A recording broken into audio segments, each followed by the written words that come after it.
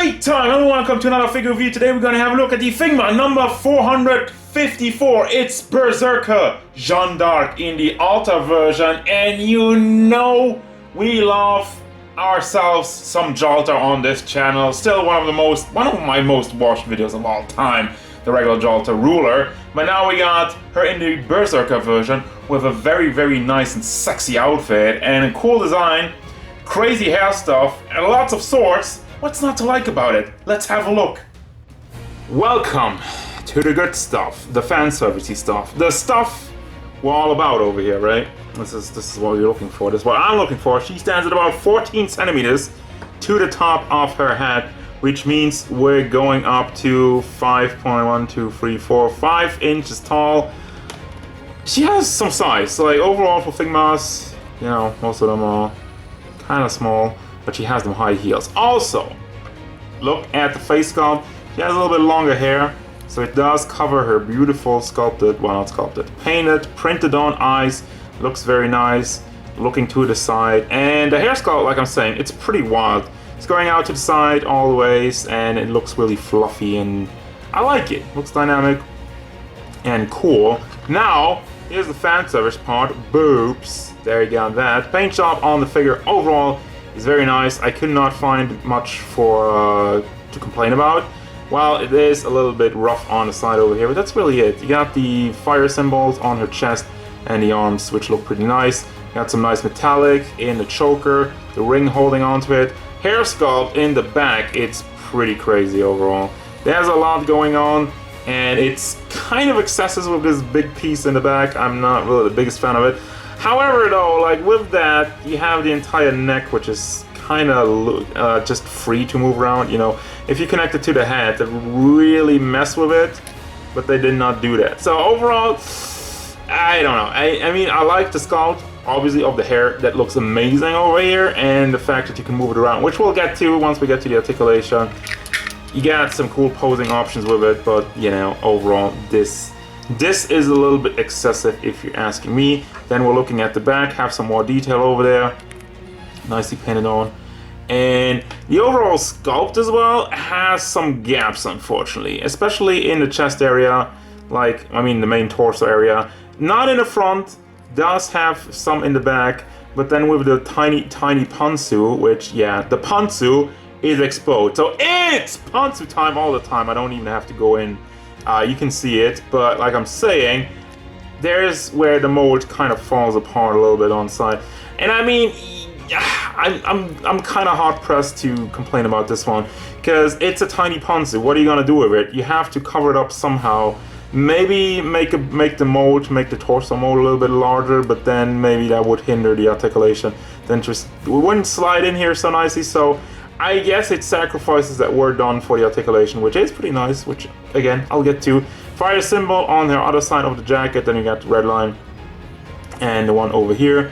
As I was saying, paint job doesn't really have any problems. You got the ring connecting all the belts, which are soft plastic, on her torso, and the tiny pantsu with the, well, it's not that tiny, but the red line, more rings on it, and the swords in the back, which are also connected via ball hinge, which again could be, I feel like it's a bit excessive, but that just adds some more to the posability, and that's kind of like the name of the game. Red on there is also nicely painted. The main thing I find impressive is how the red is covering up all the black parts very nicely. Usually we have a lot of problem with bleeding with that, because you have black and you try to cover it with red. Often has a problem, but not in this case. Then we got the other holster on the leg with some more silver in there. Also has like well, this one's just packed in, so you can rotate it around and wiggle it around. Then you got the one red stocking, which a tiny bit of a complaint, it's just painted on there, it's just printed on there. There's no molding, there's no fine detail in it.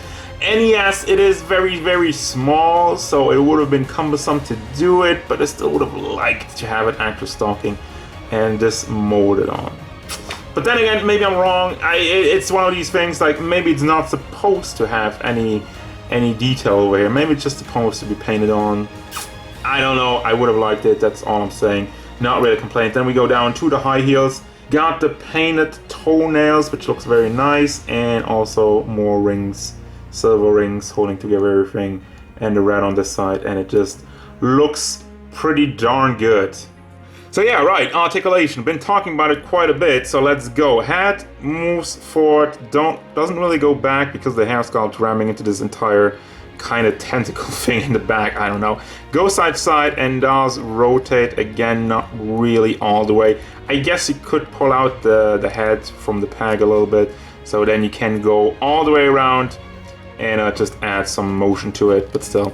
Then we got the ball hinges in the hair in the back, so that moves very freely, goes up and down, rotation on both sides obviously, and that's pretty cool. And it really opens up a lot of options how you want to display it, if you want to let it flow majestically and take up a lot of space, or if you just kind of tuck it back and not be such a space-eating monster.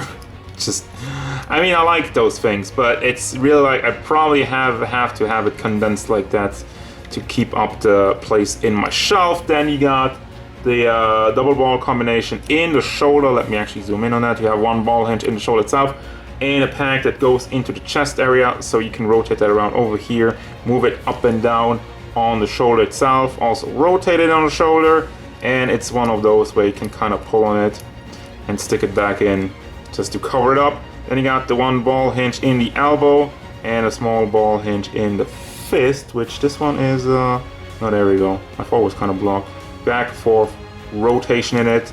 Chest area, which moves around very freely. Don't really have any issue with that. Side, side, back, forward, and then we go down to the hips. As I mentioned, does leave some gaps, but does move around very nicely. And the ball hinge in the sword area also moves up and down. Rotation in it. Actually, let me zoom out a little bit again, so you can actually see what's happening. But yeah, that one is pretty nice. And the legs, they move up all the way because they're not hindered by anything. Obviously, the ponzu part is soft plastic, does not get in the way. And do you have I thought there was a hinge in there. No, there isn't. So let me see if I can get this under there again. I can't really move this leg out because it's kind of stuck with the ponzu. That's going to be an issue, but it moves out to the side very nicely, and it moves to the back. If you hook up the swords, goes out like that. And then we got also rotation on the ball joint, obviously, so you can bring that a little bit side to side. Have the one ball hinge in the knee, and the foot is on the ball hinge, side to side rotation. So yeah, overall, I mean, she's basically kind of sort of naked, so there's not much hindering the articulation as such. It is pretty darn good. So for your accessories, you got triple swords over here. She's freaking Zorro. But let's look at the hands. Open hands, grabby hands. Those are some nice booby grab hands. Look at that. Look at them. Yes, she goes for that, absolutely. And then we got holding hands for the swords and these kind of pointy fingers, or she kind of is like she's holding something. It kind of goes well with this face, right? That face. Yeah, right. You make up the rest. You use the imagination for the rest of it. But yeah, you got this face kind of blushing a little bit, looking to the side with a little bit sticking her tongue out. This is yeah. Anyway, then you got like kind of like the smiling face. What kind of emotion is this one? It's kind of a weird one. But yeah, like this one, very you know, pushing the line. Then you got the swords. They look very nice. You have a long sword with this standard handle going on, a little bit of gold and silver on it, and then you got the same version of that sword, pretty much, just in a shorter version. And then you got the special sword, which all kind of scriptures and stuff on the blades, which looks very, very nice. Big fan of it. Nicely painted, and you got a lot more of a special handle on it as well. Got tons more detail on there, and a nice kind of a little bit of a cross symbol.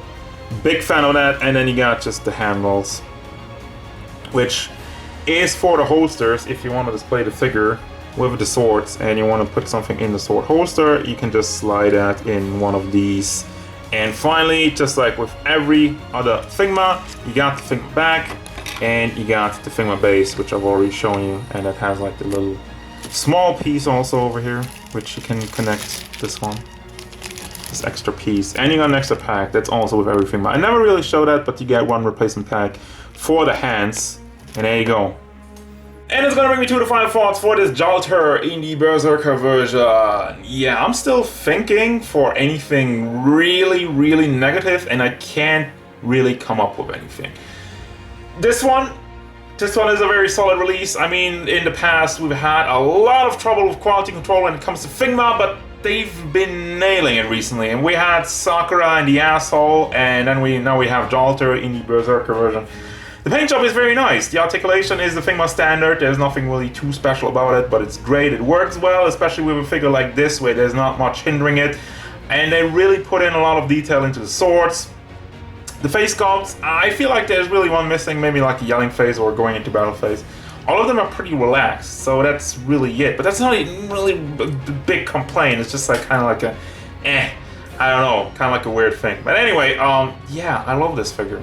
So I do recommend it 100% because it's a very solid release. It's a very, very cool design, if you're asking me. And yeah, I can't think of anything that really goes against this figure. So that's gonna do it, guys. As usual, thank you very much for watching. Don't forget, if you enjoyed this review, hit it up with a like and subscribe to the channel so you can stay tuned for more figure reviews, card game stuff, and whatever Jalter in the Berserker version wants.